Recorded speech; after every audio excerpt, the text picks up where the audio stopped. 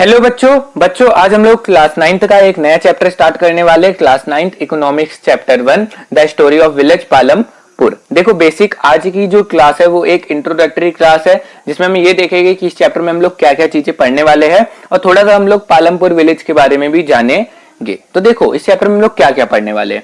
इस चैप्टर में हम लोग प्रोडक्शन से रिलेटेड कॉन्सेप्ट्स को पढ़ने वाले है। ठीक है, प्रोडक्शन में क्या चीजें आती है कि कैसे आप अलग अलग चीजों को मिला के एक जो चीज आपको चाहिए, जो डिजायर्ड आपको गुड्स एंड सर्विसेज चाहिए, ठीक है, उसको आप कैसे क्या कहते हैं बनाते हो, ठीक है, कैसे प्रोड्यूस करते हो। ठीक है, अब प्रोडक्शन हर चीज का होता है। देखो एक पानी की बोतल से लेके एक मशीन का भी प्रोडक्शन होता है।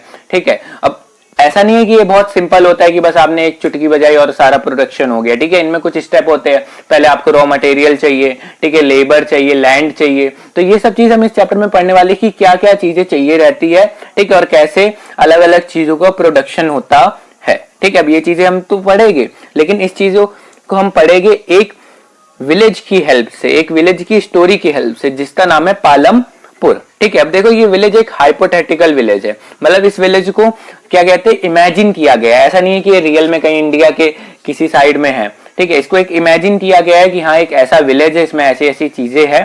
ठीक है, क्यों इमेजिन किया गया है, जिससे हमें ये एग्जाम्पल दे के सारी चीजों को एकदम इजी वे में समझाया जा सके। ठीक है, तो देखो हाँ थोड़ी सी इसकी जो पालमपुर की विलेज की कंडीशन है उसको उत्तर प्रदेश के बुलंदशहर से थोड़ा बहुत लिया गया है। ठीक है, मतलब वहां से थोड़ा बहुत इंस्पायर होके लिया गया है, लेकिन तब भी ये एक इमेजिनरी विलेज है। ठीक है, ये रियल में नहीं है। ठीक है, तो इस चैप्टर में क्या पढ़ने वाले हैं, प्रोडक्शन के कुछ बेसिक कॉन्सेप्ट्स। ठीक है, किस के एग्जाम्पल से, एक हाइपोथेटिकल विलेज की स्टोरी से जिसका नाम है पालमपुर।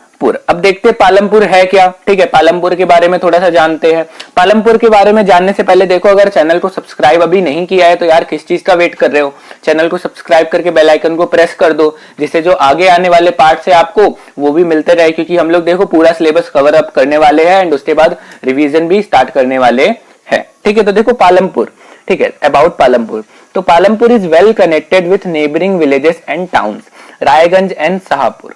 ठीक है, अब देखो एक पालमपुर जो इन्होंने इमेजिन किया है, एक पालमपुर विलेज। ठीक है, तो उसमें ये भी चीज बताइए कि एक पालमपुर एक गांव है, ठीक है, जो बहुत अच्छे से कनेक्टेड है अपने आसपास के विलेजेस और टाउन से। ठीक है, ऐसा नहीं है कि कोई एक कोने में है सुनसान जगह पे गांव। ठीक है, मतलब अच्छी जगह गांव है।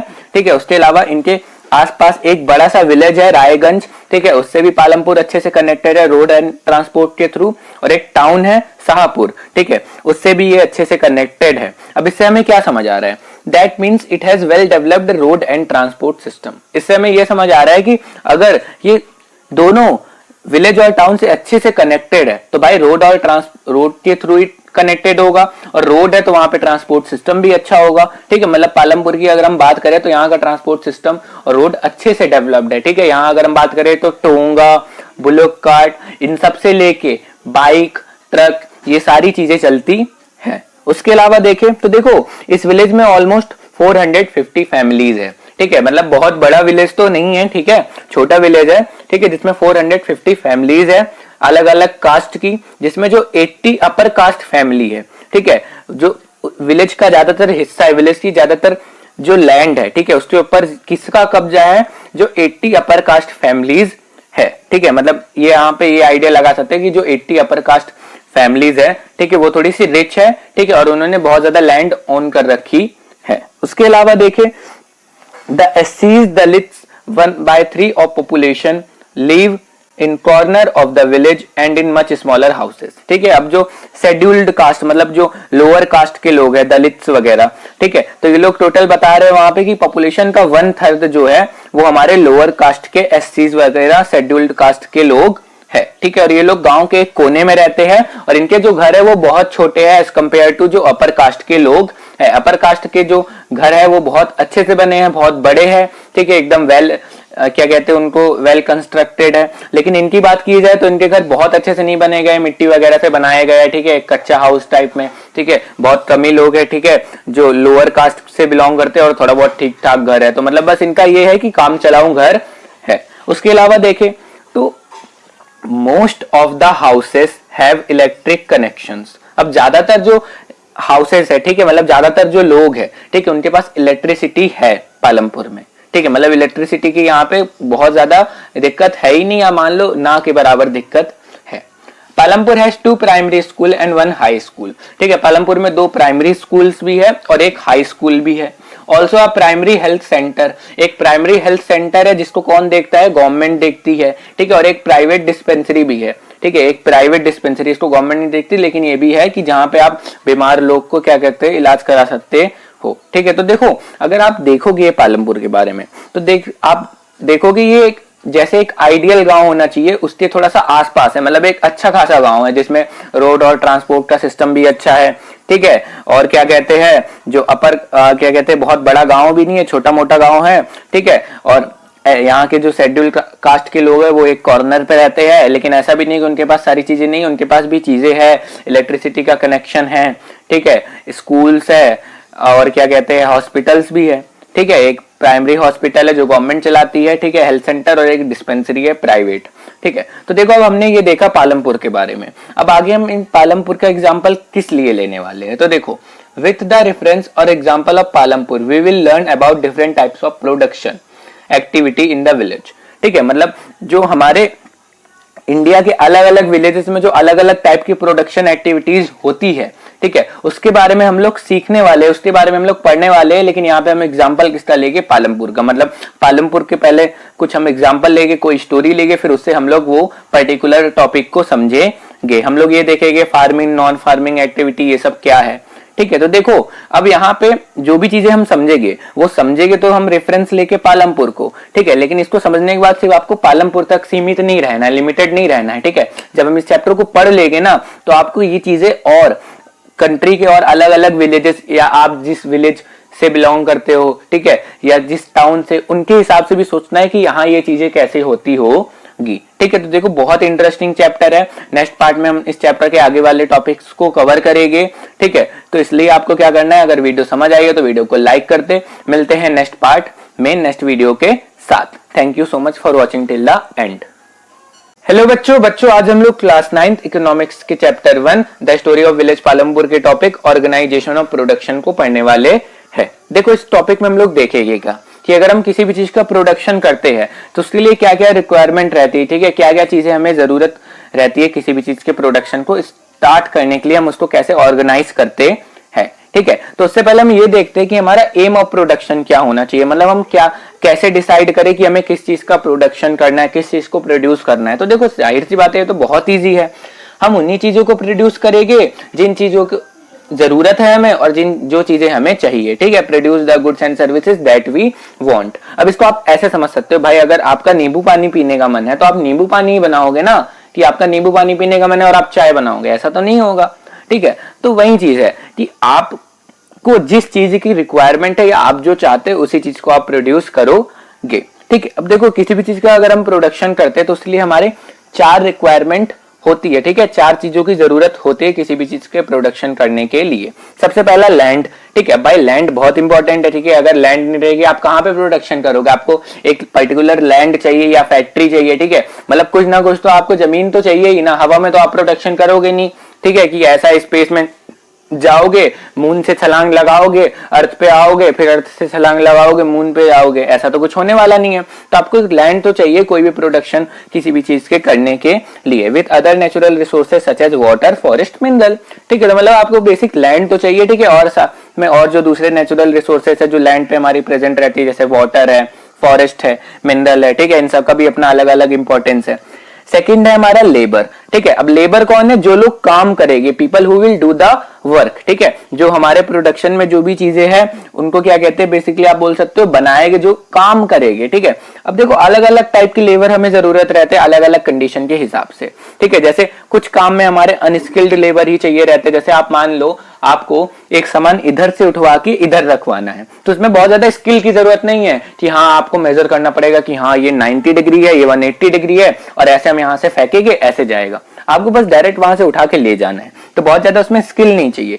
ठीक है, लेकिन कुछ काम होते हैं जिनमें स्किल चाहिए रहती है। कुछ काम में आपको बस अनएजुकेटेड नॉर्मल लेबर की जरूरत होती है, कुछ काम में आपको एजुकेटेड लेबर की जरूरत होती है। ठीक है, तो देखो अलग अलग कंडीशन के हिसाब से हमें अलग अलग टाइप्स के लेबर की रिक्वायरमेंट होती है। तो हमने देख लिया लैंड और लेबर, 2 रिक्वायरमेंट हमने देख ली। अब तीसरा है हमारा फिजिकल कैपिटल। अब फिजिकल कैपिटल क्या है?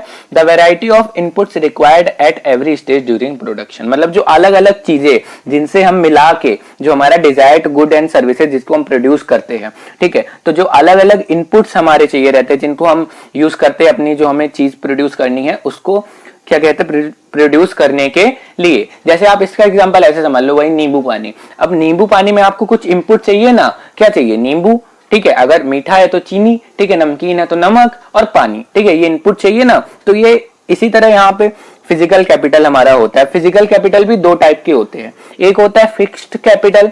फिक्स्ड कैपिटल में क्या चीजें आती है? तो देखो टूल्स, मशीन्स, बिल्डिंग्स, ये सब किसमें आती है? Fixed capital. क्यों? क्योंकि मतलब आपका एक फिक्स होता है, आपने इसमें एक बार इन्वेस्ट कर दिया तो ये कुछ साल तक चलते हैं। ऐसा नहीं होता कि आपने एक टूल खरीदा, एक बड़ी सी मशीन खरीदी तो तुरंत आपको अगले दिन दूसरी मशीन खरीदनी पड़ेगी, कि कुछ दिन तक चलते, इसलिए इनको हमने बोला है फिक्स्ड कैपिटल। एक बार इन्वेस्ट कर दिया तो ये फिक्स है, ठीक है। वर्किंग कैपिटल की बात करें तो वर्किंग कैपिटल में रॉ मटेरियल और मनी हैंड हैंड, ठीक है, मतलब वो चीजें जिनकी जरूरत आपको रोज पड़ती है, ठीक है। देखो टूल्स, मशीन, बिल्डिंग की तरह नहीं। अब रॉ मटेरियल जैसे आप यहाँ पे एग्जांपल ले सकते हो कि भाई आप जिन लेबर को काम करवा रहे हो उनको आपको खाना, ठीक है, प्रोवाइड करना है, तो खाने के लिए जो चीजें चाहिए वो आपको रोज ही लगना है, दाल चावल ये सब रोज ही आपको लाना पड़ेगा, ठीक है। मनी इन हैंड, भाई पैसे आपके हाथ में रहने चाहिए, ठीक है, क्यों? कहीं भी आपको कभी भी जरूरत पड़ सकता है, ठीक है। तो रॉ मटेरियल और मनी इन हैंड आते हैं वर्किंग कैपिटल में, ठीक है, जो हमें रोज जरूरत पड़ती है, ठीक है, ये फिक्स नहीं है, ठीक है। ये ऐसा नहीं कि आपने एक बार खरीद दिया सालों साल चलते रहते, इनको आप डेली बेसिस पे आपको इनको खरीदना पड़ता है या आपको रखना पड़ता है, ठीक है। तो देखो हमने देख लिया फिजिकल कैपिटल। अब लास्ट है हमारा ह्यूमन कैपिटल, ठीक है। तो देखो ह्यूमन कैपिटल क्या है? Knowledge and enterprise needed to be put together land, labour and physical capital and produce on an output, ठीक है। मतलब नॉलेज, ठीक है, आप बोल सकते हो जो मानव पूंजी, ठीक है, ह्यूमन कैपिटल को हम बोलते हैं, ठीक है। मतलब जो एक पर्टिकुलर एक इंडिविजुअल या ग्रुप ऑफ पीपल की जो नॉलेज है, ठीक है, जिसको मिला के, ठीक है, जो उनकी स्किल है जिसको मिला के वो क्या कर सकते हैं कि जो लैंड, लेबर, फिजिकल कैपिटल, इन सबको मिला के एक अच्छा आउटपुट प्रोड्यूस कर सकते हैं, उसको हम बोलते हैं ह्यूमन कैपिटल। अब देखो, अब लेबर और ह्यूमन कैपिटल में आप कंफ्यूज मत होना। देखो लेबर क्या होते हैं? जो मैन्युअली काम करते हैं, ठीक है, मतलब फिजिकली ज्यादा इनका काम रहता है, ठीक है। लेकिन ह्यूमन कैपिटल में क्या है कि आपको सारी चीजें मिला के एक आउटपुट प्रोड्यूस करना है, ठीक है, जो आपके अंदर की एक नॉलेज है, ठीक है। जैसे बेसिक आप देख सकते हो, जैसे मैं हूं, ठीक है, तो मेरे अंदर एक ह्यूमन कैपिटल क्या है, ठीक है, कि हाँ मैं पढ़ा सकता हूं, ठीक है। तो इसी तरह अलग अलग पर्सन के अंदर एक आपकी एक मानव पूंजी होती है, ठीक है, मतलब वो आपकी ह्यूमन कैपिटल है, मतलब बोल सकते हो जैसे आपके लिए एक इंपॉर्टेंट कीमती लोग, ठीक है। तो ह्यूमन कैपिटल आपने देख लिया, जो लोग आपके लैंड, लेबर और फिजिकल कैपिटल इन सबको मिला के एक आउटपुट प्रोड्यूस करते हैं, ठीक है। अब every production is organised by combining land, labour, physical capital and human capital. अब सारे प्रोडक्शन को किसी को भी हम ऑर्गेनाइज करते हैं, ठीक है, किसी को भी हम स्टार्ट करते हैं, तो उसके लिए हमें चार चीजों की जरूरत होती है, लैंड, लेबर, फिजिकल कैपिटल और ह्यूमन कैपिटल। और इन चारों को मिला के, ठीक है, इन चारों को मिला के हम उस प्रोडक्शन को ऑर्गेनाइज करते हैं, और इन चारों को हम लोग बोलते हैं फैक्टर्स ऑफ प्रोडक्शन, ठीक है। तो आपका क्वेश्चन आ सकता है कि फैक्टर्स ऑफ प्रोडक्शन क्या होते हैं? तो यही चार होते हैं, इन्हीं को आपको वहां पे डिफाइन करना है, ठीक है। और ऑर्गेनाइजेशन ऑफ प्रोडक्शन में क्या क्या रिक्वायरमेंट होती है? तो इन्हीं चारों की होती है। तो आई होप आपको एकदम अच्छे से सारी चीजें समझ आई होगी। अगर एकदम अच्छे से समझ आई है तो वीडियो को लाइक कर दें, चैनल को सब्सक्राइब कर दें। मिलते हैं नेक्स्ट पार्ट में। तो आज हम लोग class 9 economics chapter 1 the story of village Palampur के टॉपिक फार्मिंग इन पालमपुर को पढ़ने वाले हैं। देखो इस टॉपिक को बेसिकली हम लोग 3 लेक्चर्स में कवर अप करेंगे, ठीक है। इस टॉपिक में हम लोग पढ़ने क्या वाले हैं? इस टॉपिक में हम लोग पढ़ने वाले फार्मिंग के बारे में, ठीक है। फार्मिंग के बारे में हम ये देखेंगे कि क्या क्या रिक्वायरमेंट होती है फार्मर्स को, ठीक है। हम ये देखेंगे कि कैसे उनकी इनकम होती है, ठीक है। हम ये देखेंगे कि कैसे वो अपने सेम लैंड में प्रोडक्शन को कैसे बढ़ा सकते है, ठीक है। तो ये सब चीज हम देखने वाले इस टॉपिक के अंडर, ठीक है। लेकिन इस टॉपिक में हम जो भी चीजें समझेंगे वो किसके एग्जांपल से समझेंगे? तो वो हम समझेंगे पालमपुर के एग्जांपल से, ठीक है। तो सबसे पहला पॉइंट है हमारा लैंड इज फिक्स्ड, ठीक है। अब देखो हमने देखा था कि किसी भी अगर हम प्रोडक्शन को स्टार्ट कर रहे हैं तो उसमें 4 रिक्वायरमेंट होती है, जिसमें जो सबसे पहली रिक्वायरमेंट होती है वो लैंड होती है। और अगर हम फार्मिंग की बात करें तो देखो फार्मिंग पूरी की पूरी तो कहाँ लैंड पे ही करोगे ना, ठीक है। ऐसा तो है नहीं कि जाके आप स्पेस में करोगे, ठीक है। तो लैंड तो बहुत इंपॉर्टेंट है, ठीक है। लेकिन एक प्रॉब्लम क्या है लैंड के साथ कि लैंड इज फिक्स्ड। अब अगर आप पालमपुर की बात करो या आप कहीं की भी बात करो, ठीक है, तो लैंड तो किसी भी विलेज के अंदर जितनी आती उतनी ही रहेगी। ऐसा तो है नहीं कि आप एक क्या कहते मंत्र मारोगे और जितनी भी लैंड है वो अपने आप को डबल कर लेगी, सेम ही रहेगी, ठीक है। तो इसी के साथ ये प्रॉब्लम एसोसिएट होती है कि लैंड तो आपकी फिक्स है, ठीक है। तो देखो farming is the main production activity इन पालमपुर, ठीक है। अब पालमपुर में अगर हम देखें तो जो मेन ऑक्यूपेशन है लोगों का, जो 75% ऑफ लोग है, मतलब मेजोरिटी ऑफ पीपल किस पे डिपेंडेंट है, ठीक है, अपनी क्या कहते हैं सर्वाइवल के लिए फार्मिंग पे, ठीक है।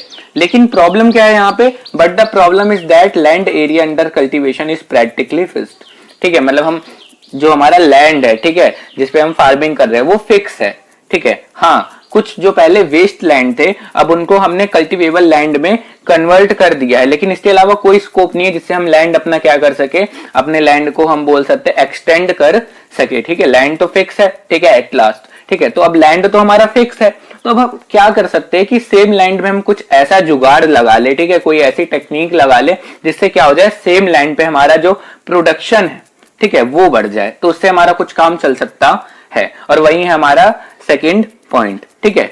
Is there a way one can grow more from the same land, ठीक है, क्या कोई रास्ता है कि जिससे एक पर्टिकुलर सेम लैंड पे ही हम पहले से ज्यादा प्रोडक्शन कर सके, ठीक है। तो देखो all land is cultivated in Palampur, no land is left idle, ठीक है। अब देखो मेन ऑक्यूपेशन है, ठीक है, फार्मिंग पालमपुर का, तो जितनी भी वहां पे जमीनें हैं, ठीक है, सभी पे फार्मिंग होती है। ऐसा नहीं कि अभी कोई जमीन बची है कि जिसपे फार्मिंग हो सकती है और हो ना रही हो, ठीक है। During the rainy season kharif farmers grow जवार एंड बाजरा, ठीक है, और पूरे साल भर फार्मिंग होती है। जैसे अगर आप देखोगे रेनी सीजन में, ठीक है, तो जो खरीफ क्रॉप्स होती है आपकी जवार बाजरा, इन सबको फार्मर्स ग्रो करते हैं, ठीक है। और जैसे इन सबको ग्रो करते हैं फिर उसके बाद खिस्ती वो क्या कहते हैं खेती करते हैं पटेटो की, ठीक है, अक्टूबर और दिसंबर के बीच में। फिर जैसे ही विंटर सीजन आपका आ जाता है तो रबी क्रॉप्स को वो लोग क्या कहते हैं ग्रो करते हैं, जैसे वीट हो गई, ठीक है। और इनमें से ही थोड़ा क्या कहते हैं लैंड पार्ट साल में एक बार वो लोग क्या ग्रो करने में यूज करते हैं, शुगर केन, ठीक है, मतलब गन्ना, ठीक है। तो यहाँ पे आपने देखा कि पूरे साल भर, ठीक है, खेती में लोग एंगेज रहते हैं और अलग अलग क्रॉप्स को ग्रो करते हैं, ठीक है। रेनी सीजन में कौन सी ग्रो करते हैं, जवार बाजरा, ठीक है, और उसके बाद पोटैटो को भी ग्रो करते हैं। विंटर सीजन में आपके वीट को ग्रो कर रहे हैं, ठीक है, और साल में एक बार शुगर केन की भी क्या कहते हैं फार्मिंग करते हैं, ठीक है। अब इसके अलावा अगर हम देखें तो अब इनको करने के बाद जो उनकी सरप्लस वीट बचती है, सरप्लस वीट मतलब जो मान लो अब आपने एक फार्मर है, ठीक है, उन्होंने अपने क्या कहते हैं फार्म में वीट ग्रो की, ठीक है। अब वीट ग्रो करने के बाद वो पहले क्या करेंगे, अपनी फैमिली के लिए वीट उसमें से निकाल लेंगे, ठीक है, जितनी रिक्वायर्ड होगी। उसके बाद जितनी वीट बची उसको हम बोलेंगे सरप्लस वीट। अब उसका तो उन्हें कुछ काम नहीं है तो वो क्या करेंगे, उसको मार्केट में जाके बेच देंगे, जिससे उनकी क्या हो जाएगी, अर्निंग भी हो जाएगी, ठीक है। तो जो सरप्लस वीट है उसको क्या करते हैं पालमपुर के लोग, जो रायगंज में मार्केट है, ठीक है, रायगंज के बारे में हमने देखा भी था, तो वो वहां जाके बेच देते है, ठीक है। शुगर केन का क्या करते हैं, तो वो शुगर केन को, ठीक है, या शुगर केन का गुड़ बना के जैगरी बना के उसको क्या करते हैं, जो व्यापारी है शाहपुर में, ठीक है, उनको बेच देते हैं। फिर वो व्यापारी जाके अलग अलग जगह उसको बेचते हैं, ठीक है। तो देखो यहाँ पे हमने पालमपुर में देखा गया, ठीक है। अब पालमपुर में जो इलेक्ट्रिसिटी है वो बहुत पहले से आ चुकी है, हमने पहले भी देखा था, ठीक है। अब इलेक्ट्रिसिटी के आने से क्या है, फार्मर्स बहुत सारी चीज कर पा रहे हैं, ठीक है। बहुत सारी चीज का मतलब वो अच्छे से इरिगेशन प्रोवाइड कर पा रहे हैं अपनी क्रॉप्स को, ठीक है। वो मॉडर्न फार्मिंग टेक्निक्स का यूज कर पा रहे हैं, इस वजह से उनका क्या है प्रोडक्शन भी ज्यादा है और वो साल में 2-3 चीजों की खेती कर पा रहे हैं। तो यही है देखो हमारा point, with the well developed system of irrigation due to availability of electricity farmers can grow 3 different crops in a year, ठीक है। मतलब अब इरिगेशन का अच्छा खासा वहां पे सिस्टम है, ठीक है, सब लोगों के पास ऑलमोस्ट वाटर सप्लाई है, ठीक है। और अब इलेक्ट्रिसिटी की वजह से क्या है कि लोगों को ऐसा नहीं है कि कुएं में जाना है फिर वहां से पानी उठा के लाना है, ठीक है। डायरेक्ट वो लोग क्या कहते हैं ग्राउंड वाटर का भी यूज कर सकते हैं और ट्यूबवेल में भी क्या कहते हैं वो लोग इलेक्ट्रिसिटी का यूज करके आराम से पानी क्या कहते हैं अपने क्रॉप्स को प्रोवाइड कर सकते हैं। और इसीलिए वो लोग क्या करते हैं अलग अलग 3 क्रॉप्स को एक साल में ग्रो कर सकते हैं, ठीक है। लेकिन यहाँ पे एक पॉइंट है हमारा, but not all villages have these types of facility. देखो सारे गांव में ऐसे फैसिलिटी नहीं होती, जैसे हम पालमपुर का एग्जांपल ले रहे हैं, ठीक है। बहुत सारे ऐसे गांव हैं, ठीक है, जिनमें फार्मर्स तो बहुत है लेकिन वो क्या है उनके पास बेचारों के पास काम नहीं है। क्यों नहीं काम है, ठीक है, क्योंकि वहां पे ऐसी फैसिलिटीज ही नहीं है कि वो लोग साल भर क्या कर सके खेती कर सके, ठीक है, तो अब इनसे हमें कंक्लूजन क्या मिलता है भाई, हम तो यहाँ पे स्टोरी देखी अभी तक, ठीक है। अब हम मेन पॉइंट हमें क्या देखना है कि हम कैसे सेम लाइन पे अपना प्रोडक्शन बढ़ा सकते हैं, ठीक है। तो मेन कंक्लूजन हमारा यहाँ से ये निकलता है, we can increase the production of crops with the help of multiple cropping और विथ मॉडर्न फार्मिंग मेथड्स और विथ मिक्स्ड फार्मिंग, ठीक है। मतलब हम अपने प्रोडक्शन को बढ़ा सकते हैं, ठीक है। जो हमारे क्रॉप का प्रोडक्शन हो रहा है सेम फील्ड में, ठीक है, मान लो सेम फील्ड में पहले हमारी जो वीट का प्रोडक्शन हो रहा है वो 100 केजी है, तो बाद में हम उसको, हो सकता है कि अगर हम इन मेथड्स को फॉलो करें तो हमारा वो 150 केजी हो जाए, ठीक है। वो मेथड्स कौन से है, ठीक है, तो हम देखो मल्टीपल क्रॉपिंग की मदद से, ठीक है, मॉडर्न फार्मिंग की मदद से और मिक्स्ड फार्मिंग की मदद से अपने प्रोडक्शन को बढ़ा सकते है, ठीक है। मल्टीपल क्रॉपिंग हमारी है क्या, इसको समझ लेते हैं। तो देखो मल्टीपल क्रॉपिंग में हम क्या करते हैं, to grow more than one crop on a piece of land during the year, मतलब एक साल में हम अलग अलग क्रॉप को, ठीक है, एक से ज्यादा क्रॉप्स को अपने लैंड पे क्या कहते हैं, ग्रो करते हैं, ठीक है। जैसे पालमपुर वाले कर रहे थे, ठीक है। पालमपुर वाले लोग क्या करते थे, जो पालमपुर के फार्मर्स है वो लोग क्या करते हैं कि 2 मेन क्रॉप्स को वो लोग ग्रो करते हैं, ठीक है, और पोटैटो उनकी जो थर्ड क्रॉप होती है, ठीक है, मतलब 3 क्रॉप्स को वो अलग अलग ग्रो करते हैं, ठीक है, सेम लैंड पे, ठीक है। एक क्रॉप को ग्रो किया, जब उसकी हार्वेस्टिंग हो गई तो दूसरी क्रॉप को ग्रो किया, उसकी हार्वेस्टिंग हो गई तो तीसरी क्रॉप को ग्रो किया, ठीक है, और ये इनका हर साल रहता है। तो इस तरह हम क्या कर सकते हैं भाई, जाहिर सी बात है कि जब हम एक की जगह 3 को ग्रो करेंगे तो हमारा प्रोडक्शन तो बढ़ेगा ही बढ़ेगा, ठीक है। उसके बाद हम कैसे ग्रो कर सकते हैं, तो वो है हमारा मिक्स्ड फार्मिंग, ठीक है। मिक्स्ड फार्मिंग में क्या होता है कि सेम लैंड में हम सेम टाइम पे एक से ज्यादा क्रॉप को ग्रो करें। देखो मल्टीपल क्रॉपिंग में क्या है कि आपने एक को ग्रो किया, उसकी हार्वेस्टिंग की, फिर उसके बाद अनदर सीड लगाई, ठीक है, अनदर क्रॉप की सीड लगाई, ठीक है। लेकिन इसमें क्या है कि सेम लैंड को आपने डिवाइड कर दिया 2 पार्ट्स में, 3 पार्ट्स में, ठीक है। 2 पार्ट्स में आपने डिवाइड कर दिया, सपोज करो ये लैंड है, ठीक है, इसको 2 पार्ट्स में डिवाइड कर दिया, इधर आप ग्रो कर रहे हो कोई और क्रॉप और इधर ग्रो कर रहे हो कोई और क्रॉप, तो ये है मिक्स्ड फार्मिंग, ठीक है। तो आप मिक्स्ड फार्मिंग को भी फॉलो कर सकते हो अपना प्रोडक्शन बढ़ाने के लिए। और जो हमारा थर्ड मेथड है, जो इस समय बहुत ज्यादा लोग फॉलो करते हैं, ठीक है, और बहुत बोल सकते हो आप इफेक्टिव भी है, ठीक है, जो है मॉडर्न फार्मिंग मेथड। अब ये आया कहां से, तो देखो हम जानते हैं जो ग्रीन रेवोल्यूशन था वो स्टार्ट हुआ 1960 के एट लास्ट में, मतलब 1960 खत्म होने वाला था, ठीक है, तब हमारा ग्रीन रेवोल्यूशन स्टार्ट हुआ। अब ग्रीन रेवोल्यूशन क्या था, तो देखो ग्रीन रेवोल्यूशन का जो मेन मुद्दा था वो था कि हमारा प्रोडक्शन बढ़ाना, क्योंकि उस समय हम इंडिपेंडेंट हुए थे, और सबसे पहले इंडिपेंडेंट होने के बाद जो हमने इतनी लड़ाई लड़ी थी उसके बाद क्या था कि बोल सकते हो हमारे भारत में बहुत ज्यादा बोल सकते हैं प्रॉब्लम्स हो गई थी, ठीक है। हमारे पास पैसे नहीं थे, और पैसे नहीं थे तो सबसे बड़ा हमारा मेन मोटिव क्या था, सबसे पहला कि भाई हम अपना पेट भरने के लिए तो कुछ करें, ठीक है, और इसलिए वहां पे आया ग्रीन रेवोल्यूशन की, जिससे फार्मर सेम लैंड पे सेम फार्मिंग करके कैसे कुछ टेक्निक्स को इस्तेमाल करके अपने प्रोडक्शन को बढ़ा सकते हैं, ठीक है। तो ग्रीन रेवोल्यूशन में था क्या, तो इन्होंने क्या कहते हैं इंट्रोड्यूस किया इंडियन फार्मर को कि आप वीट का कल्टीवेशन और राइट का कल्टीवेशन करो, ठीक है, मतलब इसकी फार्मिंग करो, लेकिन कौन से सीड्स का यूज करके, high yielding variety of seed, HYV of seed. अब HYV सीड्स कौन थी, तो देखो ये वो सीड्स थी जिनकी क्वालिटी बहुत अच्छी थी, ठीक है, हाई क्वालिटी सीड्स थी, और ये अगर हम देखें नॉर्मल सीड के कंपैरिजन में इनका प्रोडक्शन ज्यादा होता था, ठीक है। जैसे नॉर्मल सीड पे आप ग्रो कर रहे हो सेम फील्ड में, ठीक है, तो हो सकता है आपने सेम प्लांट्स लगाए, सेम सीड्स यूज की है, ठीक है, मतलब मान लो same number of seeds use की है, लेकिन आपका जो टोटल प्रोडक्शन आ रहा है वो मान लो 1000 kg ऑफ व्हीट आ रहा है, ठीक है, लेकिन आप HYV सीड्स यूज कर रहे हो तो हो सकता है वो आपका प्रोडक्शन डबल भी हो सकता है। जैसे वहां पे आपके बुक में एग्जांपल भी दिया है कि पहले लोगों का व्हीट का 1300 kg का प्रोडक्शन होता था, लेकिन मॉडर्न फार्मिंग मेथड को यूज करने के बाद उनका प्रोडक्शन 3200 kg तक पहुंच गया, ठीक है। तो देखो HYV सीड्स का हम इस्तेमाल कर सकते हैं, लेकिन HYV सीड्स का जब हम इस्तेमाल करते हैं, ठीक है, तो देखो HYV सीड में हमें अब वाटर की भी बहुत ज्यादा जरूरत पड़ती है, मतलब नॉर्मल सीड में हम जितना वाटर प्रोवाइड करते हैं HYV सीड में उससे ज्यादा पड़ती है, ठीक है। HYV सीड में हमें केमिकल फर्टिलाइजर वगैरह भी यूज करना पड़ता है,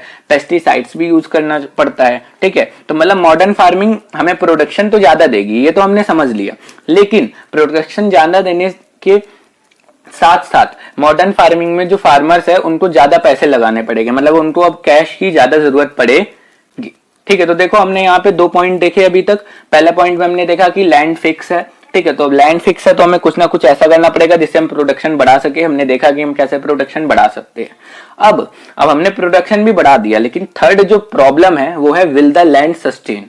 ठीक है, अब ये क्या है कि देखो अब हम लैंड को यूज तो कर रहे हैं, अब हमें पता है हम किसी भी चीज को अगर ओवर यूज करने लगे तो वो चीज खराब भी हो सकती है। सेम यहाँ पे ऐसी चीज है। ठीक है, report suggest that modern farming method have over used the natural resource based land.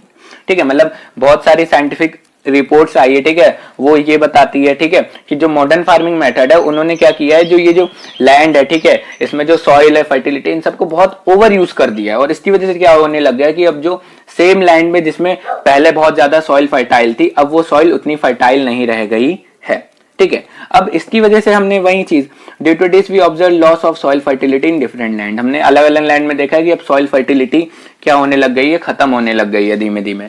ठीक है, उसके अलावा अब हमने ये तो देखा इलेक्ट्रिसिटी के आने की वजह से, ठीक है, फार्मर्स क्या करने लगे, इरिगेशन को और अच्छे से करने लग गए। ठीक है, ग्राउंड वाटर का यूज करके। लेकिन अब ग्राउंड वाटर का हम बहुत ज्यादा यूज कर रहे हैं, इसकी वजह से क्या हो रहा है, जो हमारी वाटर टेबल है उसका डिप्लेशन हो रहा है। डिप्लेशन मतलब कि जैसे आप मान लो ये ग्राउंड है, ठीक है, अब ये ग्राउंड है, आपने यहाँ से गड्ढा खोदा, पहले आपको पानी यहाँ पे मिल जा रहा था, मतलब पहले वाटर टेबल यहाँ थी, लेकिन आपने पानी बहुत ज्यादा यहाँ पे यूज कर लिया, तो यहाँ का पानी खत्म हो गया, वाटर टेबल यहाँ है, तो आपको और ज्यादा क्या कहते हैं, अपने पाइप को और ज्यादा नीचे डालना पड़ेगा। ठीक है, और गड्ढा खोदना पड़ेगा पानी के लिए। ठीक है, तो यही यहाँ पे बताना चाह रहे हैं कौन, साइंटिफिक रिपोर्ट, की देखो वाटर टेबल का भी डिप्लेशन हो रहा है और सॉइल की फर्टिलिटी भी कम हो रही है।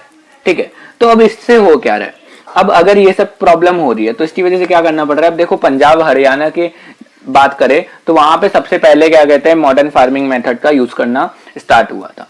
ठीक है, और वहां की अब जो सॉइल है उसकी फर्टिलिटी बहुत कम हो गई है, तो फार्मर्स को क्या करना पड़ रहा है, अब फर्टिलाइजर केमिकल वगैरह का बहुत ज्यादा यूज करना पड़ रहा है। और इसकी वजह से क्या हो रहा है, देखो दो नुकसान है। ठीक है, अब उनके पैसे भी ज्यादा लग रहे हैं। ठीक है, मतलब उसी सेम फार्मिंग में, ठीक है, और पैसे ज्यादा लग रहे हैं तो मतलब महंगाई आएगी। दूसरी बात क्या है कि अब केमिकल्स वगैरह का ज्यादा यूज कर रहे हैं तो वो हमारे हेल्थ के लिए भी हो सकता है बहुत ज्यादा अच्छा ना रहे। ठीक है, तो यहाँ पे ये दो प्रॉब्लम फेस करनी पड़ रही है। ठीक है, और हम ये भी जानते हैं, ठीक है, we know that environment resources like soil fertility and ground water are built up over year. ठीक है, अब ये देखो ये नेचुरल रिसोर्सेस है। ठीक है, हम ग्राउंड वाटर की बात करें, हमें नेचर से मिला है, सॉइल फर्टिलिटी भी हमें नेचर से मिली है। ठीक है, लेकिन ये ऐसा नहीं है कि एक दिन में कहीं सॉइल है वो फर्टाइल हो जाती है। ठीक है, इसको बहुत साल लगते हैं। ठीक है, वो सॉइल को अपनी फर्टिलिटी वापस पाने में, ठीक है, वापस रिकवर करने में। ठीक है, तो अगर एक बार ये खत्म हो गई, ठीक है, अगर हम देखें हमारी जो ग्राउंड वाटर है, ठीक है, वो जो वाटर टेबल है वो बहुत ज्यादा नीचे चली गई, ठीक है, हमारी सॉइल की जो फर्टिलिटी है वो बहुत कम हो गई। ठीक है, तो ये बहुत ही कठिन हो जाएगा कि हम इनको वापस से रिस्टोर कर सके। तो इसलिए हम इनको ध्यान से यूज करना चाहिए, नहीं ऐसा ना हो कि हमारे जो फ्यूचर एग्रीकल्चर के लिए बहुत ज्यादा हार्मफुल हो जाए। ठीक है, तुमने यहाँ पे देखो अभी 3 पॉइंट देख लिए हैं। ठीक है, अब नेक्स्ट पार्ट में हम लोग देखेंगे कि कैसे जो लैंड है वो डिस्ट्रीब्यूट की जाती है फार्मर्स के बीच में। तब तक के लिए अगर ये पार्ट अच्छे से समझ आया तो वीडियो को लाइक कर दो एंड चैनल को सब्सक्राइब कर दो। मिलते हैं नेक्स्ट पार्ट में। हेलो बच्चों आज हम लोग class 9 economics chapter 1 the story of village Palampur के टॉपिक फार्मिंग इन पालमपुर को आगे कंटिन्यू कर रहे हैं। देखो पिछले पार्ट में हमने देखा था फार्मिंग इन पालमपुर के 3 पॉइंट्स हमने डिस्कशन किए थे। ठीक है, फार्मिंग के बारे में। ठीक है, कि हमने ये देखा था कि लैंड फिक्स है। ठीक है, तो हम कैसे प्रोडक्शन को बढ़ा सकते हैं। प्रोडक्शन हम बढ़ा रहे हैं लेकिन एक प्रॉब्लम लैंड के साथ आ रही है कि उसकी सॉइल फर्टिलिटी कम हो रही है। ठीक है, वाटर टेबल का डिप्लेशन हो रहा है। ठीक है, अब हम यहाँ पे जो हमारा जो नेक्स्ट पॉइंट है कि हम लैंड को कैसे फार्मर्स के बीच में डिस्ट्रीब्यूट करते हैं। ठीक है, तो सबसे पहले हम देखेंगे पालमपुर की बारे में। ठीक है, कि वहां पे कैसे डिस्ट्रीब्यूशन होता है, फिर उसी के एग्जांपल से हम समझेंगे। ठीक है, तो देखो in Palampur about 1/3 of 450 families are landless. ठीक है, अगर हम पालमपुर की बात करें, ठीक है, तो वहां पे टोटल 450 फैमिलीज थी, हमें पता है। अब उसका ऑलमोस्ट 1/3, ठीक है, मतलब 1/3 आप समझ लो, ऑलमोस्ट 150 से 200 के बीच में जो फैमिली है, ठीक है, वो लैंडलेस है, उनके पास लैंड नहीं है जिसपे वो फार्मिंग वगैरह कर सके। और इनमें भी ये जो लैंडलेस लोग है, ठीक है, इसमें भी जो मेजोरिटी है वो कौन है, दलित्स, मतलब जो बैकवर्ड क्लासेस के लोग थे, जो शहर के एक किनारे में रहते हैं। ठीक है, पालमपुर के एक किनारे में रहते हैं। Of the remaining families who own land 240 families cultivate small plots of land less than 2 hectares. ठीक है, अब जो बची हुई फैमिली है जिनके पास लैंड है, उसमें से ऑलमोस्ट जो 240 फैमिलीज हैं, ठीक है, उनके पास लैंड तो है लेकिन बहुत छोटे छोटे प्लॉट्स ऑफ लैंड है। ठीक है, जैसे लेस देन 2 हेक्टेयर्स। ठीक है, टोटल जो उनके पास लैंड है, ठीक है, वो 2 हेक्टेयर से भी कम है, ठीक है। जैसे एक गोविंद एक स्मॉल फार्मर है जिसकी आपकी केस स्टडी दी है, ठीक है, आपकी बुक में कि गोविंद स्मॉल फार्मर है जिसकी जो टोटल लैंड है वो 2.25 हेक्टेयर्स है, ठीक है। अब वो अपने 3 बच्चों की मदद से क्या करता है, फार्मिंग करता है। लेकिन जब गोविंद की डेथ हो जाती है, ठीक है, तो उसके बाद क्या होता है, इसी लैंड को हम 3 पार्ट्स में डिवाइड कर देते हैं और ऑलमोस्ट 0.75 के समथिंग क्या आता है, सब बच्चों के हिस्से में आता है। मतलब एक बच्चे के हिस्से में इतनी जमीन आती है, जो कि बहुत कम है, ठीक है। तो हम ये देखते हैं कि लास्ट में क्या होता है कि जो गोविंद के तीनों बेटे हैं, ठीक है, अब उनको बहुत कम लैंड मिली रहती है फार्मिंग के लिए, ठीक है। तो सिर्फ फार्मिंग से उनका घर नहीं चलता, उनको और अदर चीजें भी करनी पड़ती है अपने बच्चों को पालने के लिए, ठीक है, अपना घर चलाने के लिए, ठीक है। तो ये हमें देखना पड़ता है कि अब कुछ 240 फैमिलीज के आसपास लैंड तो है लेकिन वो बहुत कम है, ठीक है। अब देखें पालमपुर में, देखो अब 60 फैमिलीज ऐसी है जो मीडियम और लार्ज फार्मर्स की है। अब इनके पास लैंड अच्छी खासी है, 2 हेक्टेयर से ज्यादा है, ठीक है। यहाँ पे अगर हम बात करें तो कुछ फार्मर्स तो ऐसे हैं जिनके पास आप बोल सकते हो 10 हेक्टेयर और उससे भी ज्यादा लैंड है, ठीक है। तो देखो हमें यहाँ पे देखने को क्या मिल रहा है, हमें यहाँ पे ये देखने को मिल रहा है, ठीक है। यहाँ पे देखो एक ग्राफ आपकी बुक में दिया है, उसको मैंने यहाँ पे ड्रॉ किया जिससे आपको और अच्छे से समझ आए, ठीक है। ये ग्राफ हमारा दिखा रहा है कल्टीवेटेड एरिया, ठीक है, मतलब उतना एरिया जिसके पास कितनी लैंड है, ठीक है, ये नंबर ऑफ फार्मर्स। अब आप देखो 15% फार्मर जो है उनके पास कितनी लैंड है, 55.4%। सिर्फ 15% के पास आधी से ज्यादा लैंड है और जो 85% फार्मर है उनके पास कितनी लैंड है, 44.6%, ठीक है। मतलब आपको देखने को क्या मिल रहा है, ठीक है, कि बहुत कम नंबर ऑफ फार्मर जो लार्ज और मीडियम फार्मर है उनके पास बहुत ज्यादा लैंड है, ठीक है। और फार्मर्स और जो बचे 85% जो बहुत होता है, ठीक है, इनके पास बहुत छोटी 1 हेक्टेयर 2 हेक्टेयर ऐसी लैंड है, ठीक है। तो मतलब ऐसा नहीं है कि सारे फार्मर्स को अच्छी खासी लैंड मिल रही है, अच्छी खासी वो लोग क्या कहते हैं अच्छे से अर्न कर रहे हैं, ऐसा नहीं है, ठीक है। ऑलमोस्ट देखो आप 85% फार्मर्स ऐसे जिनको बहुत सारी प्रॉब्लम्स फेस करनी पड़ रही होगी, क्यों, क्योंकि इनके पास सफिशिएंट लैंड नहीं है, ठीक है। तो सफिशिएंट लैंड नहीं है तो ये लोग कितना चाह के भी, एक लिमिट है ना भाई, आप 2 हेक्टेयर में 10 हेक्टेयर के बराबर तो प्रोडक्शन कर नहीं सकते हो कि 2 हेक्टेयर में आप 10 हेक्टेयर के एक खेत के बराबर प्रोडक्शन कर लो, ठीक है, जिससे आपके बच्चे सब की क्या कहते हैं सबको आप अच्छे से पाल सको, ठीक है, सबको अच्छे से एजुकेशन दे सको। तो ऐसा तो होने वाला नहीं है, ठीक है। तो इनको बहुत ज्यादा प्रॉब्लम्स फेस करनी पड़ रही है, ठीक है। तो हमने यहाँ पे देख लिया लैंड डिस्ट्रीब्यूशन कैसे है, ठीक है। हमने देखा कि कुछ परसेंट लोगों के पास मेजोरिटी ऑफ द लैंड है, ठीक है, और जो बचे हुए मेजोरिटी लोग हैं उनके पास बहुत छोटी लैंड्स है, ठीक है। अब हमने ये तो देख लिया लैंड कैसे डिस्ट्रीब्यूट है। अब जो हमारी सेकंड रिक्वायरमेंट थी, हमने वहां पे देखा भी था फैक्टर्स ऑफ प्रोडक्शन में, जो हमारी सेकंड रिक्वायरमेंट है लैंड के बाद है वो है लेबर, ठीक है। लेबर कौन थे, जो हमारे लैंड में काम करेंगे, ठीक है। अब ये आएगी कहां से, कैसे आएगी, ठीक है। तो देखो अब लैंड के बाद लेबर हमारा next necessary factor for production था, ठीक है।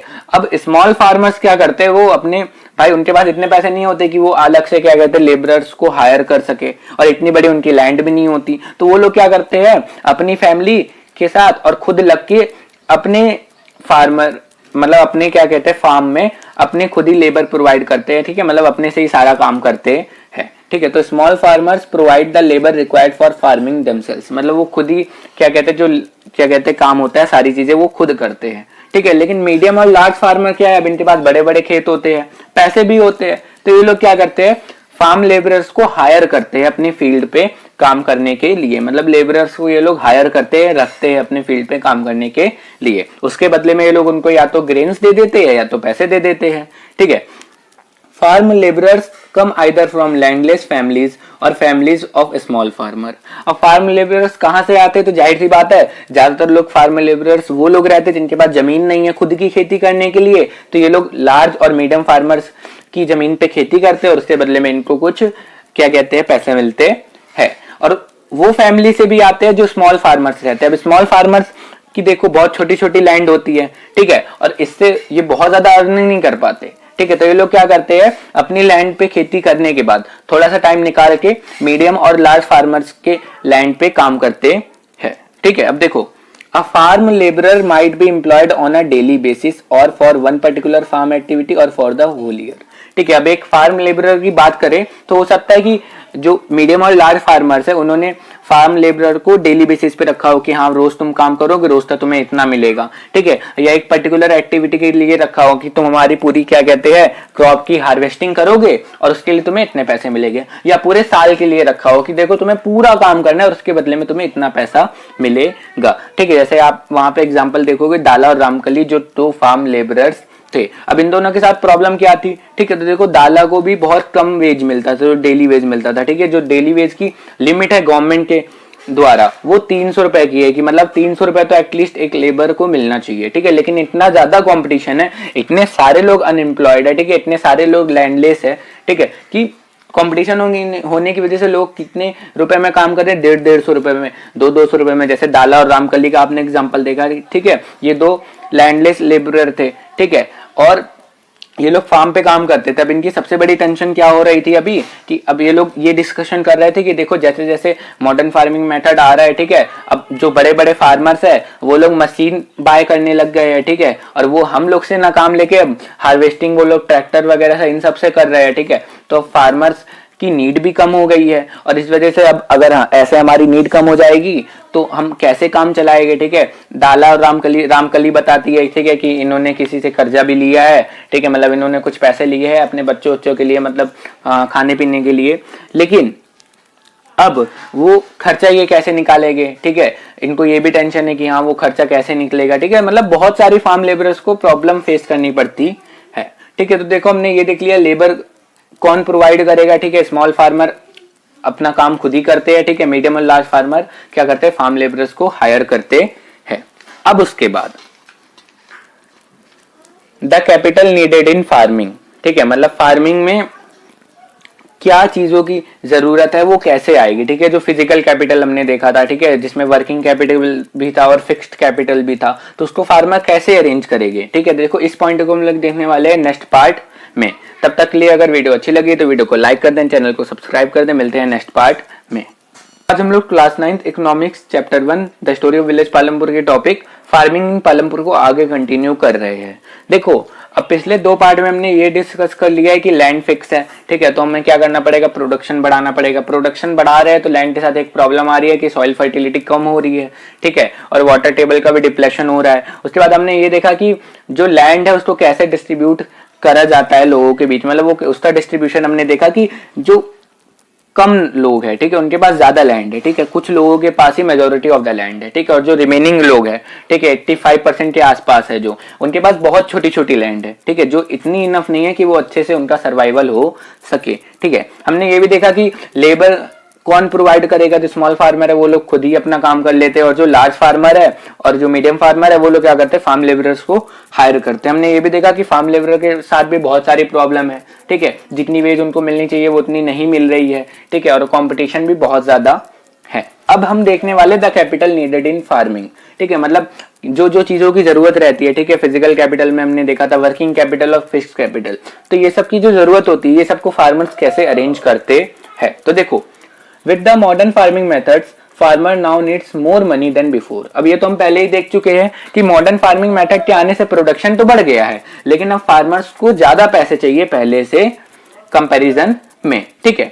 Most small farmer have to borrow money to arrange for the capital. अब जो ज्यादातर छोटे छोटे फार्मर्स होते हैं उनको क्या करना पड़ता है, मनी मतलब पैसे उधार लेने पड़ते, किनसे, जो बड़े बड़े व्यापारी है, ठीक है, जो बड़े बड़े फार्मर्स है, ठीक है, जो बड़े बड़े लोग हैं, जो लोग पैसे लोगों को ब्याज पे देते हैं, ठीक है। अब ये पैसे तो ले लेते हैं, ठीक है, अपना कैपिटल भी एडजस्ट कर लेते हैं, लेकिन बहुत ज्यादा प्रॉब्लम क्या है कि जो लोग इनको पैसे देते हैं वो लोग बहुत हाई रेट ऑफ इंटरेस्ट पे देते हैं। मतलब आप समझ लो अगर एक बैंक से आप लोन लोगे तो आपको 9% के आसपास समथिंग रेट ऑफ इंटरेस्ट देना पड़ेगा, ठीक है, लेकिन इसका 3 गुना रेट ऑफ इंटरेस्ट ये लोग लेते हैं, ठीक है, 24%, ठीक है, 27%, ठीक है, इतना हाई रेट ऑफ इंटरेस्ट लेते हैं कि लोग पैसे ले तो लेते हैं लेकिन उनको बहुत ज्यादा इंटरेस्ट पे करना पड़ता है, ठीक है, और पैसे तो वापस करने ही है लेकिन इंटरेस्ट इतना ज्यादा पे करना पड़ता है कि उनको बहुत ज्यादा सफर करना पड़ता है, ठीक है। जैसे यहाँ पे एग्जांपल दिया, सविता एक छोटी फार्मर है, ठीक है, और एक तेजपाल एक बड़े फार्मर है, ठीक है। देखो सविता को अब कैपिटल की जरूरत थी, ठीक है, अब उसको खेती स्टार्ट करनी थी, ठीक है, साल स्टार्ट हो गया था,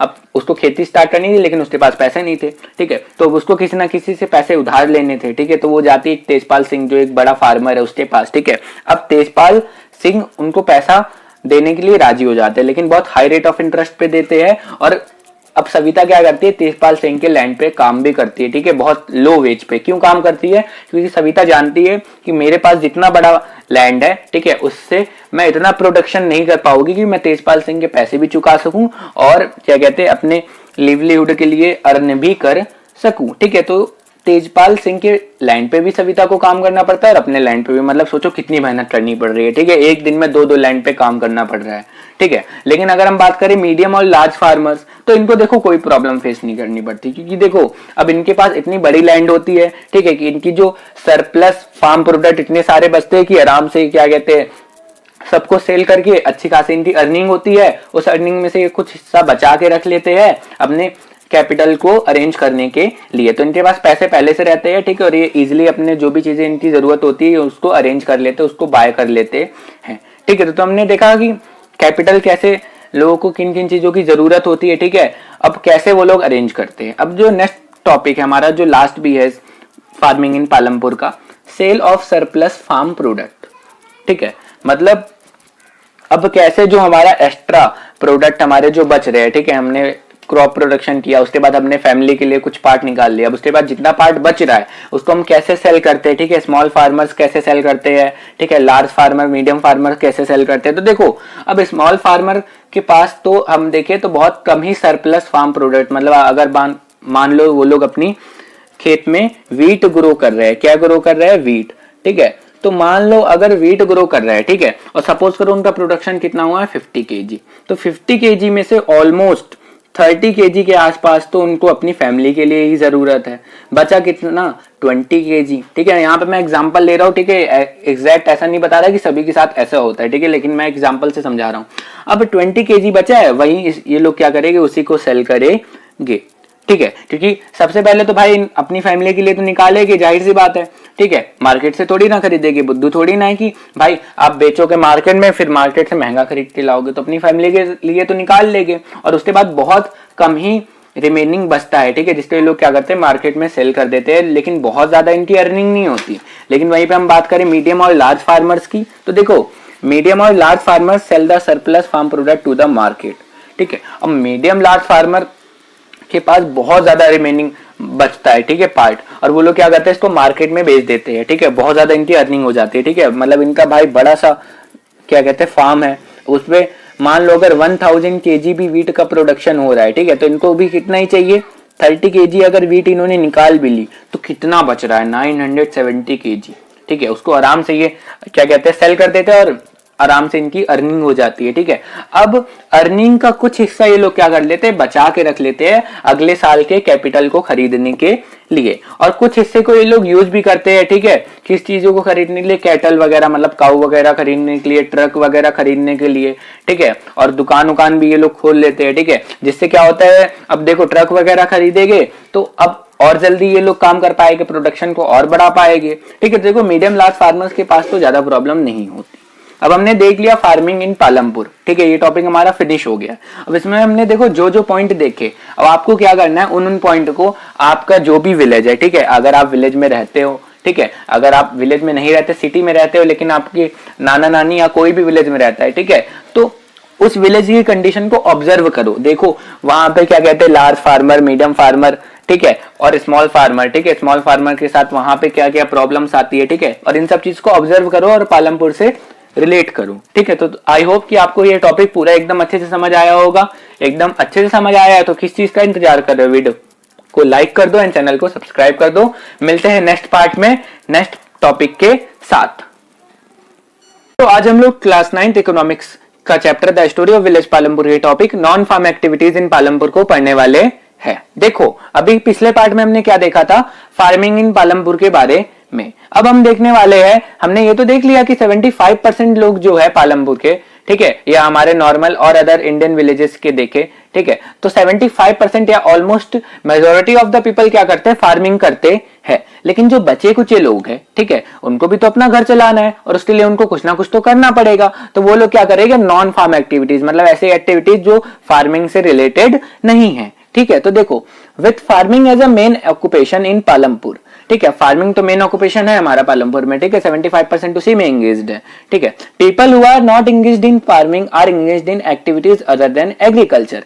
लेकिन जो लोग फार्मिंग नहीं करते, ठीक है, इस एक्टिविटी में एंगेज्ड नहीं है, ठीक है, वो लोग क्या करते हैं, कुछ अदर एक्टिविटीज को करते हैं अपने लिवलीहुड को अर्न करने के लिए, ठीक है। इसके साथ साथ some farmers are also engaged in non farm activity. लेकिन कुछ जो स्मॉल फार्मर्स है, ठीक है, जो सिर्फ फार्मिंग से बहुत ज्यादा अर्न नहीं कर पा रहे, वो लोग भी क्या करते हैं, वो लोग भी अदर एक्टिविटी जो नॉन फार्म एक्टिविटी है उसमें इंगेज्ड है, मतलब उसको भी कर रहे हैं। क्यों कर रहे हैं, जिससे उनको क्या कहते हैं, थोड़ी और एक्स्ट्रा इनकम हो जाए, जिससे वो अपने क्या कहते हैं बच्चे वगैरह को सबको अच्छे से पाल पोषण कर सके, ठीक है। तो हम सबसे पहले हम देखते हैं नॉन फार्म एक्टिविटी में dairy, the other common activity. तो आप देखोगे, ठीक है, अगर हम पालमपुर का देखें या इंडिया के, ठीक है, पालमपुर तो एक हाइपोथेटिकल विलेज है, ठीक है, इंडिया के और विलेजेस की बात करें तो आप हर जगह एक कॉमन पैटर्न ऑब्जर्व करोगे कि सबसे ज्यादा लोग क्या करते हैं, farming.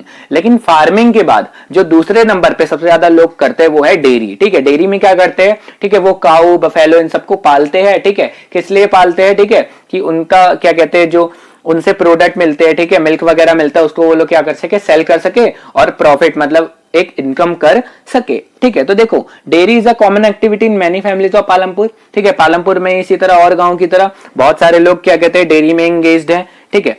People feed there buffaloes on various kinds of grass and the जवार एंड बाजरा, ठीक है। अब लोग क्या करते हैं, बफेलो वगैरह काव वगैरह को पालते हैं, ठीक है, उनको खिलाते पिलाते हैं, ग्रास वगैरह जो जो वो खाते हैं, ठीक है, जवार बाजरा, ठीक है। और फिर जो उनसे मिल्क मिलता है उस मिल्क को क्या करते हैं, बेचते हैं, ठीक है। जैसे पालमपुर के लोग क्या करते हैं, the milk is sold in Raiganj, ठीक है, वो क्या करते हैं उसमें से जो भी मिल्क निकलता है, तो देखो विलेज वालों को तो जितना जरूरत है, ठीक है, आसपास में बेच दिया, उसके बाद जो एक्स्ट्रा मिल्क होता है उसको वो लोग क्या करते हैं, रायगंज में जाके बेच देते हैं, ठीक है। रायगंज हमने देखा था, ठीक है। अब रायगंज में वो बेचते तो है, अब रायगंज से क्या होता है कि आसपास के जितने भी शहर है, ठीक है, जितने भी टाउन्स है, ठीक है, वहां पे भी मिल्क सप्लाई हो जाता है, ठीक है। देखो शाहपुर के दो व्यापारी है पालमपुर में, ठीक है, जिन्होंने क्या किया, रायगंज में एक अपना चिलिंग सेंटर, ठीक है, जहां पे वो हर जगह से क्या कहते हैं जो दूध आता है वहां पे आता है, फिर वो लोग वहां से क्या करते हैं और अदर जगह ट्रांसपोर्ट करते हैं, ठीक है। जैसे एग्जाम्पल स्टोरी ऑफ किशोर, ठीक है। तो देखो किशोर आपकी स्टोरी चैप्टर के एकदम लास्ट में दी है, ठीक है। इसमें क्या बताया गया है कि किशोर एक फार्मर है, ठीक है, जो बहुत ज्यादा फार्मिंग से अर्न नहीं कर पाता, ठीक है। तो उसने क्या किया, उसने बफेलो खरीदी, ठीक है। अब बफेलो क्या करने लग गया, बफेलो का वो मिल्क निकाल के बेचने लग गया, जिससे उसको क्या होने लग गई और एक्स्ट्रा इनकम होने लग गई, ठीक है। अब जो हमारा नेक्स्ट नॉन फार्म एक्टिविटी है वो क्या है, small scale manufacturing in Palampur, ठीक है। तो देखो अब जो पालमपुर में मैन्युफैक्चरिंग, ठीक है, मैन्युफैक्चरिंग में हम क्या करते हैं, किसी भी चीज को बनाते हैं, ठीक है। तो जो पालमपुर में जो मैन्युफैक्चरिंग है होती है, ठीक है, वो बहुत ही छोटी छोटी चीजों की होती है, ठीक है, बहुत ज्यादा कॉम्प्लेक्स मैन्युफैक्चरिंग नहीं होती, फैक्ट्री वगैरह नहीं है, ठीक है। लोग अपने अपने घर में, ठीक है, अपने अपने परिवार के साथ, ठीक है, वहीं पे वो मैन्युफैक्चरिंग वगैरह जो भी करते हैं, ठीक है। देखो manufacturing in Palampur involves very simple production methods and are done on a small scale, ठीक है, मतलब जो एकदम नॉर्मल प्रोडक्शन मेथड्स है, ठीक है, जैसे जो नॉर्मल चीज है जैसे गुड़ वगैरह बनाना, इन सब की मैन्युफैक्चरिंग होती है, ठीक है। और उसके बाद इसको करते भी क्या है, बहुत स्मॉल स्केल में, ठीक है, मतलब अपने घर वगैरह में या अपनी फील्ड वगैरह में कर रहे हैं, ठीक है, बहुत लार्ज स्केल पे फैक्ट्रीज वगैरह नहीं है। They are carried out mostly at home, वही चीज की ज्यादातर ये घर ही पे करते हैं, ठीक है, या तो फील्ड में करते हैं और कोई अलग से लेबर हायर नहीं करते, ठीक है। जो फैमिली के मेंबर है वही सारा मिलके काम करते हैं, ठीक है। जैसे यहाँ पे एक मिश्री लाल की स्टोरी बताई गई है, ठीक है, कि मिश्री लाल क्या करता था कि शुगर केन खरीद के लाते हैं, कहाँ से, ठीक है, बाहर से खरीद के लाते हैं और उससे क्या करते हैं, गुड़ बनाते हैं अपनी फैमिली के साथ मिलके, ठीक है, फिर उसको सोल्ड करते हैं। द शॉपकीपर्स ऑफ पालमपुर, ठीक है। अब पालमपुर की अगर हम बात करें, ठीक है, तो वहां पे बहुत सारे शॉपकीपर्स भी है, ठीक है, बहुत सारे तो नहीं, बहुत कम है, ठीक है। अब आप देखो शॉपकीपर तो हर जगह जरूरी है, ठीक है। अब आप देखो कि आपके आसपास भी बहुत सारे जनरल स्टोर्स है, ठीक है, ये बहुत जरूरी भी है, ठीक है। अगर आसपास जनरल स्टोर्स वगैरह नहीं रहेंगे तो आपको छोटे छोटे सामान के लिए बहुत दूर जाना पड़ेगा, ठीक है। अब नॉर्मली विलेज में क्या होता है, बहुत बड़े बड़े सामान जब लोगों को लेने होते हैं तो वो तो शहर जाते हैं, मतलब सिटीज टाउन जाते हैं, ठीक है, मतलब पालमपुर वाले लोग भी कहाँ जाते होंगे, रायगंज और शाहपुर। लेकिन अब छोटी छोटी चीज जैसे आपके घर में रात में कुछ खत्म हो गया, तो आप उसके लिए अब शहर तो जाओगे नहीं, ठीक है, तो आसपास जो शॉपकीपर है उन्हीं से लोगे। तो इसी तरह पालमपुर में भी कुछ शॉपकीपर है, ठीक है, जो जनरल स्टोर वगैरह जो नॉर्मल सामान बेचते हैं, ठीक है, जैसे जो नॉर्मल हमारे घर की जरूरत है, ठीक है, उन सबको ये लोग सेल करते हैं। और कैसे सेल करते हैं, ये लोग जाते हैं मार्केट, जो हमारी सिटीज में बड़े बड़े मार्केट है, वहां से होलसेल प्राइस में, ठीक है, मतलब थोक के भाव में जिसको हम बोलते हैं, उस पर ये सामान खरीद के लाते हैं और उसको गांव में बेचते हैं। शॉप्स नियर बस स्टैंड, तो ये क्या है, तो देखो अब आप पालमपुर के बस स्टैंड के पास देखोगे तो बस स्टैंड के पास जो फैमिलीज रहती है उन्होंने क्या किया है कि बस स्टैंड के पास कुछ शॉप्स आसपास खोली है, ठीक है, वो वहीं से अपनी क्या कहते हैं लिवलीहुड को अर्न करते हैं। और ये पैटर्न आप देखोगे तो ऑलमोस्ट हर बस स्टैंड पे आपको देखने को मिलेगा। आप कहीं भी बस स्टैंड पे जाओगे तो आपको ये देखने को मिलेगा कि हाँ, वहां के बस स्टैंड पे आसपास कुछ 4-5 दुकानें तो होती ही है, ठीक है। और क्यों होती है, जिससे जो बाहर से लोग आ रहे हैं उनको फैसिलिटीज मिले खाने पीने वगैरह की, ठीक है। इसमें एग्जांपल दिया है स्टोरी ऑफ करीम, ठीक है, तो करीम का क्या एग्जांपल दिया है कि भाई शॉपकीपर्स वगैरह तो है ही, लेकिन अब धीमे धीमे गांव में और एडवांसमेंट हो रही है। अब शॉपकीपर के अलावा भी गांव में बहुत सारी चीजें खुल रही है। जैसे करीम की बात करी जाए, ठीक है, तो करीम ने क्या एक कंप्यूटर सेंटर खोला और उस कंप्यूटर सेंटर में 2 वुमेन टीचर को रख लिया, ठीक है, जिन्होंने कंप्यूटर में डिप्लोमा कर रखा है। और बहुत सारे गाँव के बच्चे आते हैं उस सेंटर में कंप्यूटर कोर्स को सीखने, ठीक है। उसके बाद हमारी जो लास्ट एक्टिविटी है नॉन फार्म एक्टिविटी, वो है transport a fast developing sector.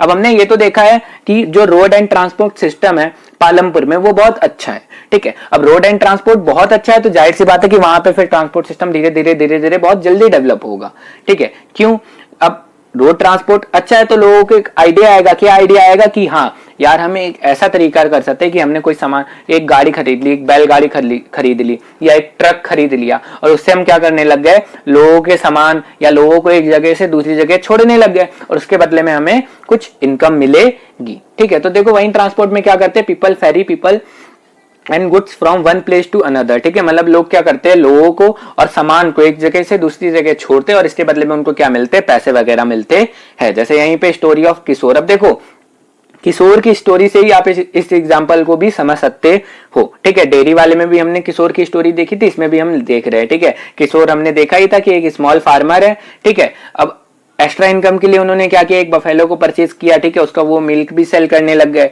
अब धीमे धीमे उन्होंने क्या किया, एक बुलक कार्ट बनवा लिया, ठीक है। अब वो क्या करते थे, जब बफेलो से मिल्क निकालते थे, फार्मिंग करते थे, उसके बाद जो एक्स्ट्रा टाइम बचता था उसको क्या करते थे, बफेलो को एक ट्रांसपोर्ट की तरह, ठीक है, अब उन्होंने अपना बुलक कार्ट एकदम अच्छे से बना लिया था, बैलगाड़ी, और उसको as a transport system use करते थे। वो जो अदर चीजें बनाते थे उसको भी क्या करते थे, सेल करने जाते थे और उनको ऑर्डर वगैरह भी लोगों से मिल जाते थे। लोगों की चीजों को एक जगह से दूसरी जगह क्या कहते हैं, छोड़ना रहता था और उसके बदले में उनको कुछ एक्स्ट्रा इनकम हो जाती थी। तो हमने देख लिया नॉन फार्म एक्टिविटी पालमपुर के बारे में। अब आपको क्या करना है, देखो मैंने फार्मिंग एक्टिविटी के एट लास्ट में भी आपको बताया था कि आपको, आप जिस भी विलेज से बिलोंग करते हो, ठीक है, या अगर आप सिटी में रहते हो लेकिन आपके दादा दादी नाना नानी अगर कोई विलेज में रहते हैं तो आपको उस विलेज से ये पालमपुर की सिचुएशन को रिलेट करना है, ठीक है, और समझना है कि विलेजेस में कैसे चीजें होती है। तो देखो यहाँ पे हमारा चैप्टर फाइनली खत्म हो रहा है, ठीक है। अगर चैप्टर आपको एकदम अच्छे से समझ आया तो वीडियो को लाइक कर दें, चैनल को सब्सक्राइब कर दें। तो देखो यहाँ पे हमारा चैप्टर फाइनली खत्म हो रहा है। अगर आपको चैप्टर एकदम अच्छे से समझ आया तो वीडियो को लाइक कर दें, चैनल को सब्सक्राइब करके बेल आइकन को प्रेस कर दें। मिलते हैं नेक्स्ट वीडियो के साथ नेक्स्ट चैप्टर में। तो अगर आपको चैप्टर एकदम अच्छे से समझ आया है तो वीडियो को लाइक कर दें, चैनल को सब्सक्राइब करके बेल आइकन को दबा दें। मिलते हैं नेक्स्ट चैप्टर के साथ नेक्स्ट वीडियो में।